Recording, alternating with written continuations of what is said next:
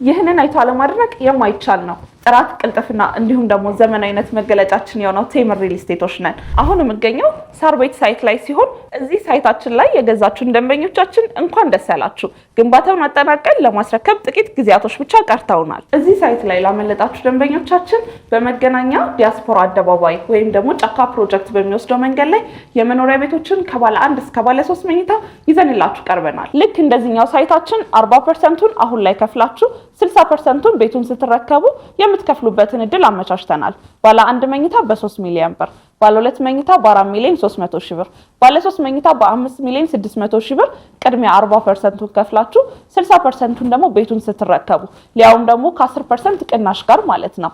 ይሄንን እድል መጠቀም ትችላላችሁ። በአንዴ ለምትከፍሉ ደንበኞቻችን ደግሞ የ35% ቅናሽ አድርገን ባለ 1 መኝታውን በ4 ሚሊዮን 800 ሺህ ብር፣ ባለ 2 መኝታውን በ7 ሚሊዮን 300 ሺህ ብር እንዲሁም ደግሞ ባለ 3 መኝታውን ደግሞ በ9 ሚሊዮን 700 ሺህ ብር ጠቅላላ ክፍያ መግዛት ትችላላችሁ። 40% በአንዴ መክፈል ለማትችሉ እንዲሁም ደግሞ ሙሉ ክፍያውን በአንዴ መክፈል ለማትችሉ ደግሞ 20% ቅድመ ክፍያ ወይም ደግሞ ከ1 ሚሊዮን 400 ሺህ ብር ቅድመ ክፍያ ጀምሮ በመክፈል የዚህ ድል ተጠቃሚ መሆን ትችላላችሁ። ለበለጠ መረጃ ከታች ባለው ስልክ ይደውሉ።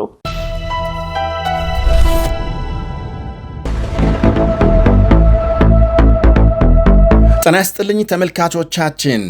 የሀገራዊ ምክክሩ ማጠቃለያ ውሳኔዎችና ሰነዶችን የኢትዮጵያ ሕዝብ እንዳይቀበል ተቃዋሚ ፓርቲዎች ጥሪ ያቀረቡ።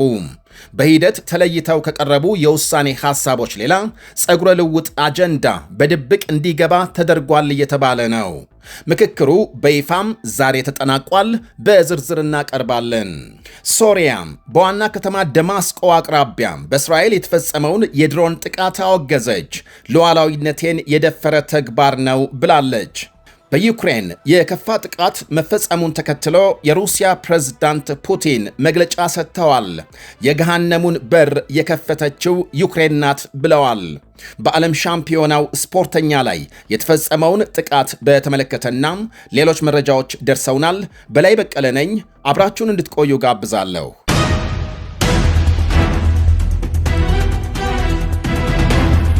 ሀገራዊ ምክክሩ በይፋም ዛሬ ተጠናቋል። ሆኖም ምክክር ሲደረግባቸው የቆዩ አጀንዳዎች መጨረሻና የተደረሱ ውሳኔዎች አልታወቁም። በመዝጊያው ስነ ስርዓት የሀገሪቱን ፕሬዝዳንት ጨምሮ የኮሚሽኑ ኃላፊዎችና ሌሎች እንግዶች ስለ ምክክር አስፈላጊነት ትምህርት ከሰጡበት ንግግር ባለፈ ሕዝብ ለመስማት በጉጉት ሲጠብቃቸው የነበሩ አጀንዳዎች ላይ ስለተደረሱ ውሳኔዎች እስካሁን ምንም የተባለ የለም።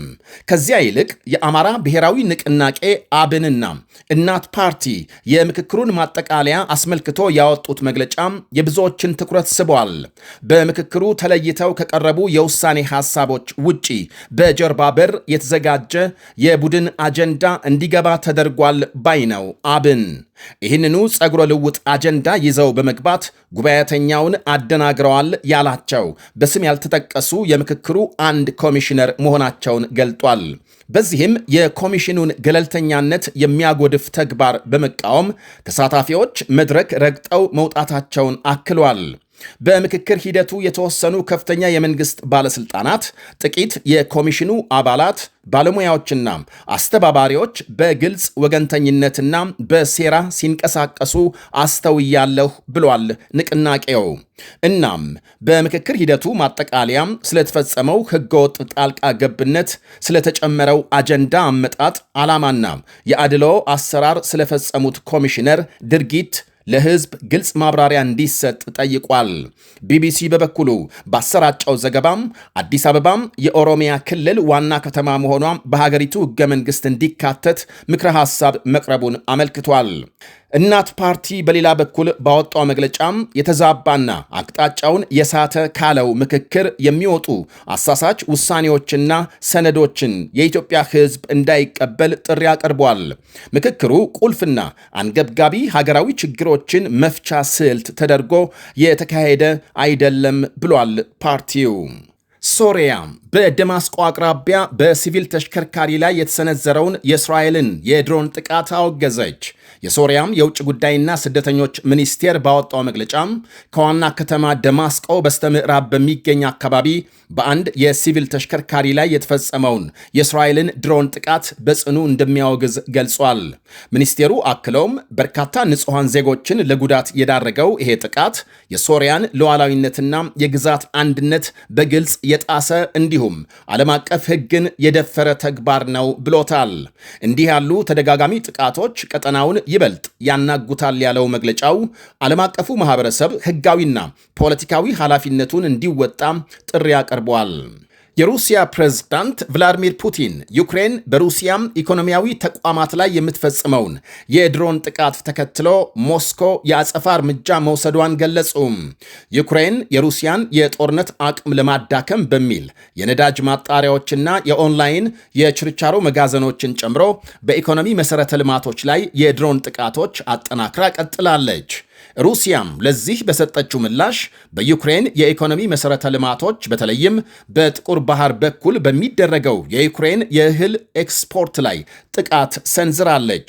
ፑቲን ለሀገሪቱ የመንግሥት ቴሌቪዥን በሰጡት አስተያየት የኪየቭ አገዛዝ የእኛን ኢኮኖሚ ለመጉዳት የተነሳለት መከራ እንደሚጠብቀው መገንዘብ ነበረበት ብለዋል።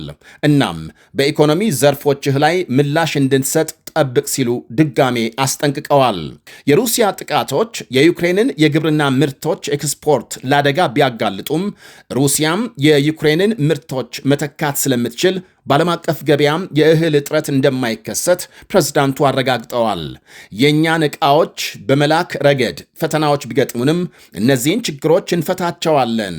በዚህም ምክንያት በዓለም አቀፍ ገበያ ላይ ምንም አይነት እጥረት አይኖርም ሲሉ ፑቲን አክለዋል። ቀደም ሲል ሩሲያና ዩክሬን በጥቁር ባህር በኩል የሚደረገውን የእህል ኤክስፖርት ለመጠበቅ በቱርክ የተመቻቸውን ስምምነት ተቀብለው የነበረ ቢሆንም ሩሲያም እንደ ፈረንጆቹ አቆጣጠር በ2023 ከዚህ ስምምነት መውጣቷ ይታወሳል።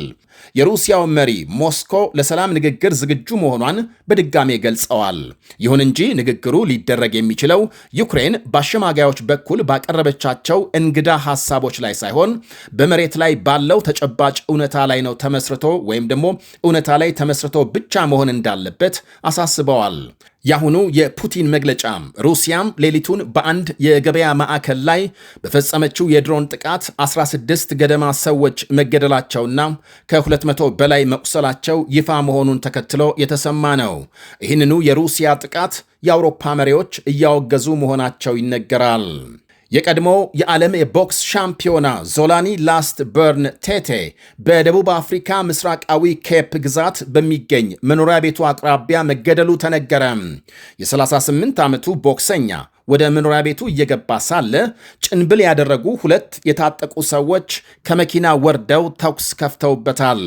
አብራው ትጓዝ የነበረች የ27 ዓመት ወጣት ላይ ተደጋጋሚ ተኩስ የተከፈተባት ሲሆን ቆስላም ወደ ሆስፒታል ተወስዳለች። የፖሊስ ምርመራ ቢጀመርም የግድያው መንስኤ እስካሁን አልታወቀም። የሀገሪቱ የስፖርት ሚኒስትር ጌይተን ማኬንዚ ባወጡት መግለጫም ድርጊቱን ማንና ለምን እንደተፈጸመ አስቀድመው ምንም አይነት ግምት መስጠት እንደማይፈልጉ ገልጸዋል።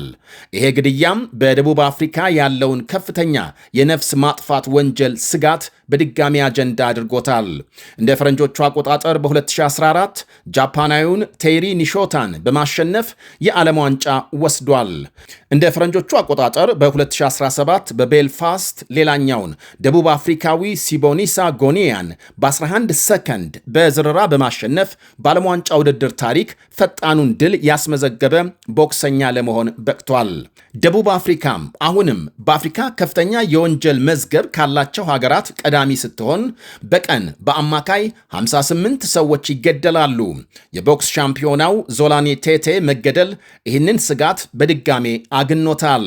በሀገሪቱ ባለው የሥራ አጥነትና ወንጀል ምክንያት የውጭ ስደተኞች ላይ ያነጣጠሩ ተቃውሞችና ጥቃቶች አገርሽተዋል። የሀገሪቱ የሥራ አጥነት መጠን በ2026 ሁለተኛ ሩብ ዓመት ወደ 33.6 በመቶ ከፍ ያለ ሲሆን አጠቃላይ ሥራ አጥ ዜጎች ቁጥር ከ8 ሚሊዮን በላይ መድረሱ ይነገራል። ይህንን አይቶ አለማድረግ የማይቻል ነው። ጥራት ቅልጥፍና እንዲሁም ደግሞ ዘመናዊነት መገለጫችን የሆነው ቴምር ሪል ስቴቶች ነን። አሁን የምገኘው ሳር ቤት ሳይት ላይ ሲሆን እዚህ ሳይታችን ላይ የገዛችሁን ደንበኞቻችን እንኳን ደስ ያላችሁ። ግንባታውን አጠናቀን ለማስረከብ ጥቂት ጊዜያቶች ብቻ ቀርተውናል። እዚህ ሳይት ላይ ላመለጣችሁ ደንበኞቻችን በመገናኛ ዲያስፖራ አደባባይ ወይም ደግሞ ጫካ ፕሮጀክት በሚወስደው መንገድ ላይ የመኖሪያ ቤቶችን ከባለ 1 እስከ ባለ 3 መኝታ ይዘንላችሁ ቀርበናል። ልክ እንደዚህኛው ሳይታችን 40%ን አሁን ላይ ከፍላችሁ 60%ን ቤቱን ስትረከቡ የምትከፍሉበትን እድል አመቻችተናል። ባለ 1 መኝታ በ3 ሚሊዮን ብር፣ ባለ 2 መኝታ በ4 ሚሊዮን 300 ሺህ ብር፣ ባለ 3 መኝታ በ5 ሚሊዮን 600 ሺህ ብር ቅድሚያ 40%ን ከፍላችሁ 60%ን ደግሞ ቤቱን ስትረከቡ ሊያውም ደግሞ ከ10% ቅናሽ ጋር ማለት ነው።